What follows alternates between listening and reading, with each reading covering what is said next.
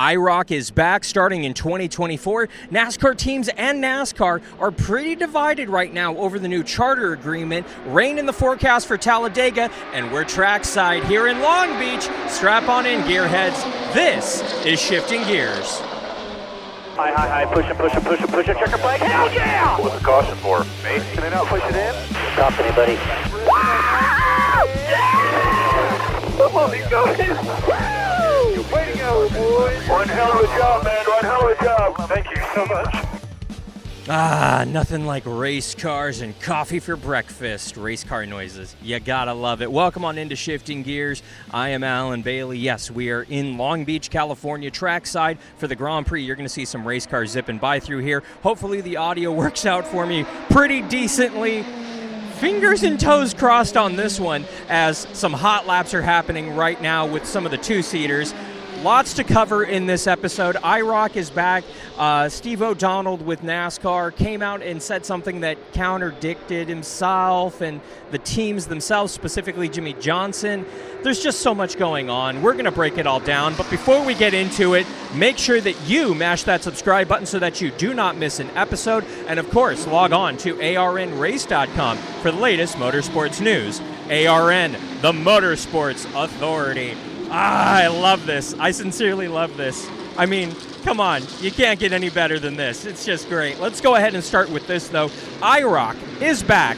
Ray Evernham purchased controlling interest in IROC, and things got off to an interesting start, or they will, when they head out to Lime Rock Park for the Speed Tour All-Star Weekend, July 19th and 20th. Now, you might remember IROC International Race of Champions was kind of what SRX was to this generation. It ran from 1973 to 2006 when, unfortunately, they lost their title sponsor and had to retire. Ray Evernham, after losing, let's just say, his involvement with SRX, went ahead and picked up all of IROC, and since he owns most of the cars, it kind of makes sense that he kind of put this together. He actually purchased controlling interest in it this July in 2024, and he's putting his money where his mouth is and putting the thing back on track sooner than we actually thought he would. No word on how many drivers are going to be in the race or how many laps or a format or where it will be televised just yet. But if you stay logged on to arnrace.com, we will have that information as soon as they announce it. So this is a bit of an awkward situation for NASCAR and for the teams, frankly, but NASCAR COO Steve O'Donnell came out and spoke with Sports Business Journal this week saying, quote, "We're very close," unquote, on a new charter deal for the 2025 season. Now, I'm not saying he's lying, but NASCAR team owner Jimmy Johnson came out saying the exact opposite over the weekend out at Texas, and I tend to believe the owners here on this one. NASCAR has kind of shut up and walked away from the table, so to speak, and Jimmy Johnson made the analogy that they're in the 8th inning right now and they need to be in the 9th inning to actually get something done, but we're only a few months away, I should say, from the start of the 2025 season. There's no charter agreement in deal. It's a very murky situation, to say the very least, so I don't know. It just feels like, honestly, NASCAR is trying to save face here, but they're not budging. They don't want to give the teams more of the TV revenue, and teams need it. When you have Jeff Gordon coming out saying that Hendrick Motorsports hasn't been profitable in 10 years, keep in mind, they won multiple championships during that time, you really have to stop and ask yourself, what's going on with the financial aspect of NASCAR, and why isn't NASCAR budging on this when clearly it's needed?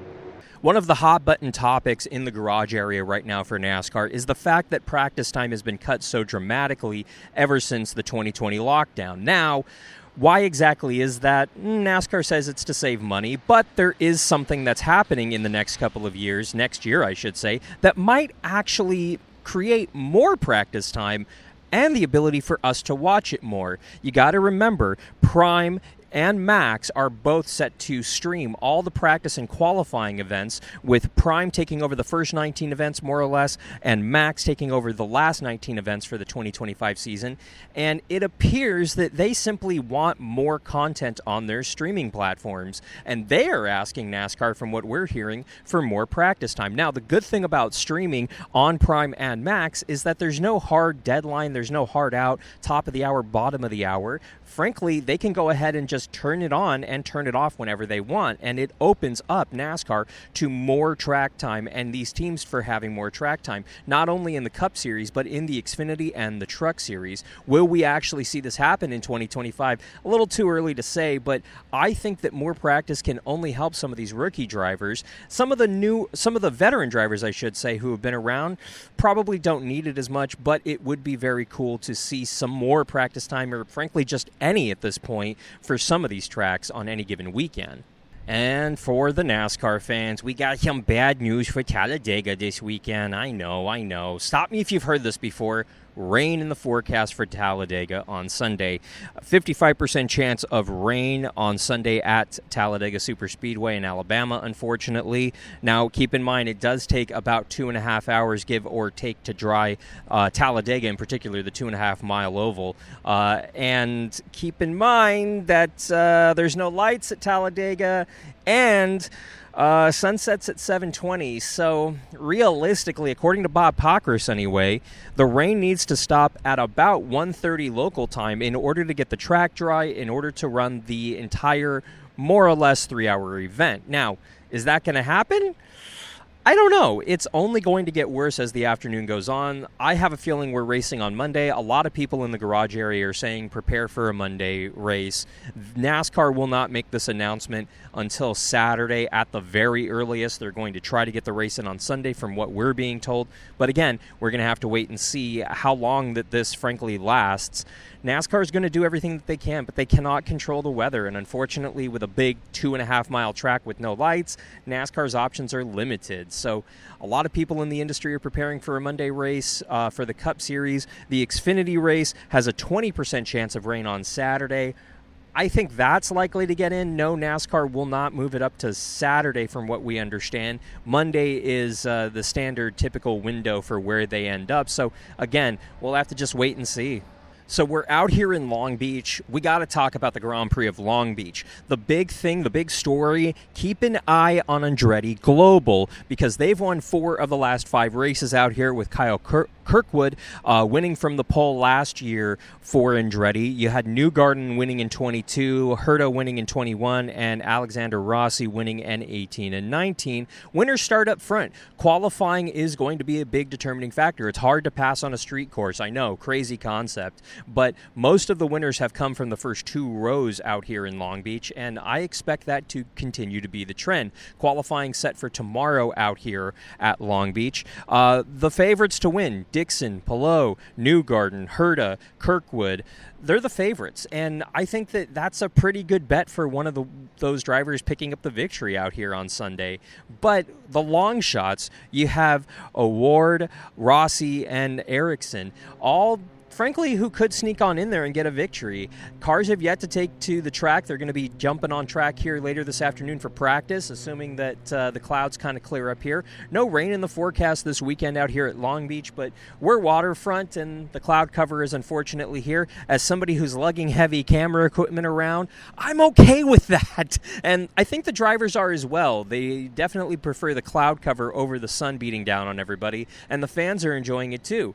I'm wearing just a short sleeve. It's very nice out here, and it should heat up later this afternoon. It should heat up Saturday and Sunday as well. Lots of racing happening out here in Long Beach. So if you're kind of in the area and you're thinking, well, maybe I want to come out and check it out, highly recommend it. You have qualifying happening tomorrow, Saturday, at 11:30 local time in the morning. You have Stadium Super Trucks Saturday afternoon as well at 4 o'clock local time, aka the Jumpy Trucks. I can't wait to check those out.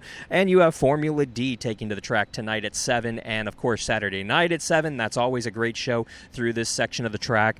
And then, of course, you have the IMSA Grand Prix of Long Beach, 100 minutes. It's a time race. It's as close as you're going to get to a sprint race, happening Saturday at 1:30 local time. Then the IndyCar Grand Prix of Long Beach coming at you this Sunday at 12:45 local time here in Southern California. 85 laps for that event. it's going to be a fun weekend. We're going to be doing the post-race either from here or somewhere else around Long Beach, and we're also going to be talking about everything that we hopefully see out at Talladega. And you know me, we can't end the show unless we get to your hot takes, where we open up the comments down below for your hot takes. So let's go ahead and start with this one. I've been watching NASCAR over 20 years. Since I don't have cable or streaming TV, I miss races. If they kept them on regular TV, more people would watch them. Well, the good thing about that is that with the CW, we're going to see that with at least the NASCAR Xfinity Series races.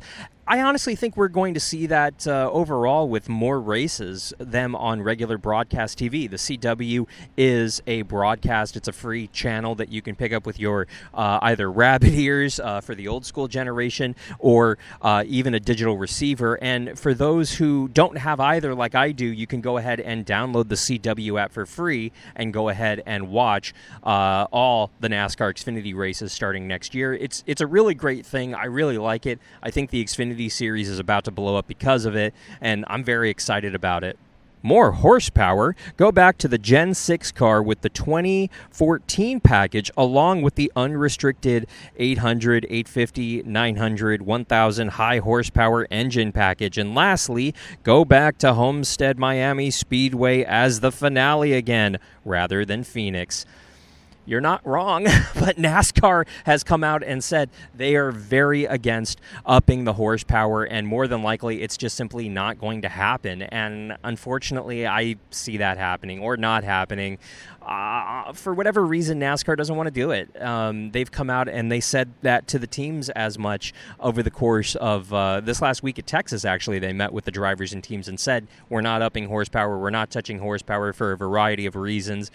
And that sucks. It really does. I think it could help a lot of these issues that we see with the short track package in particular. But, you know, NASCAR is going to do what they want to do. I personally would love to see 1,000-plus horsepower, smaller tires with smaller contact pads on the racetrack. This is just not a great car, let's just say. It needs to be fine-tuned, and NASCAR is trying to slap on aero components in order to fix this, and it's not really working. And, oh, by the way, Homestead Miami will be the finale next year, but I'm heading to Phoenix for the finale this year, and I cannot wait. I think they need the Truck and Xfinity Series in career mode. Also, need the qualifying races for Daytona and the All-Star Race. If you want a true NASCAR game, then include everything for everyone. This is in reference to the new NASCAR 25 video game that is being developed by iRacing and Monster Games. I think I don't know. Honestly, from what I hear, they're developing a really good baseline game, but honestly, get the Cup Series right. Focus on that. Focus on that aspect of the career mode before we add Xfinity and Truck and Dirt or any other series.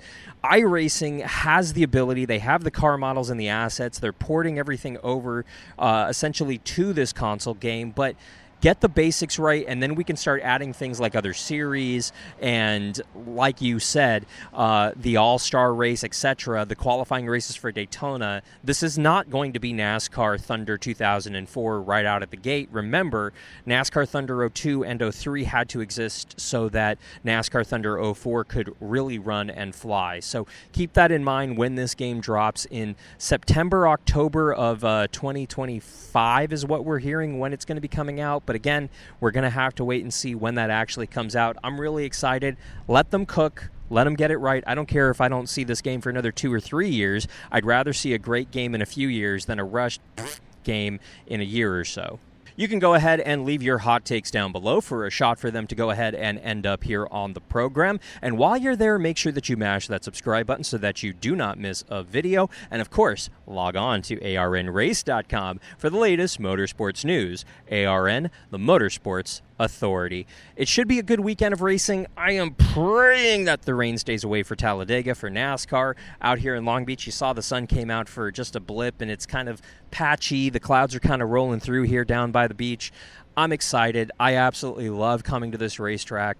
I love covering this event. It's very crowded. Street courses present their own set of challenges, but we saw some great stuff out here today in practice, and I had an absolute blast out here today. So I cannot wait to hang out here for the rest of the day. And then, of course, Saturday, I'm actually heading out to Orange Show Speedway, so I'm not going to be here in Long Beach, unfortunately, for the IMSA race, but I'll be back on Sunday for the IndyCar race. And then, of course, we're going to go ahead and do shifting gears from here in Long Beach trackside because, of course, we had to. So I'm very excited, man. I love whenever I get a chance to get out of the studio, and whenever I come, just essentially 30-40 minutes away from me down to Long Beach for a really cool race.